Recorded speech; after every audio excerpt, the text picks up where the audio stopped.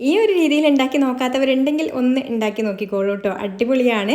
അപ്പോൾ ഇതിലേക്ക് ബീഫ് എടുക്കുമ്പോൾ കുറച്ച് എല്ലും നെയ്യൊക്കെ ഉള്ള പീസസ് ആണെന്നുണ്ടെങ്കിൽ കുറച്ചും കൂടെ നല്ലൊരു ടേസ്റ്റാണ് കേട്ടോ. അപ്പോൾ ആദ്യം തന്നെ ചെറിയുള്ളിയും വെളുത്തുള്ളിയും ഇഞ്ചിയും പച്ചമുളകും കൂടെ ചതച്ചെടുത്തതും പിന്നെ പെരിഞ്ജീരകവും ഉലുവയും കറിവേപ്പിലയും പാകത്തിനുള്ള ഉപ്പും കുരുമുളക് പൊടിയും മഞ്ഞൾപ്പൊടിയും മല്ലിപ്പൊടിയും കാശ്മീരി മുളക് പൊടിയും പിന്നെ ഒരല്പം വെളിച്ചെണ്ണ കൂടെ ഒഴിച്ചു കൊടുത്തിട്ട് ഇതുപോലെ കൈ കൊണ്ട് നന്നായിട്ട് അങ്ങ് തിരുമ്മി കുഴച്ചെടുത്തിട്ട് അടച്ച് വെച്ചിട്ട് അങ്ങ് വേവിച്ചെടുക്കാം. വെള്ളമൊക്കെ ഇതിൽ നിന്ന് തന്നെ ഇറങ്ങി വരും കേട്ടോ, വെള്ളമൊന്നും ചേർത്ത് കൊടുക്കേണ്ട ആവശ്യമില്ല.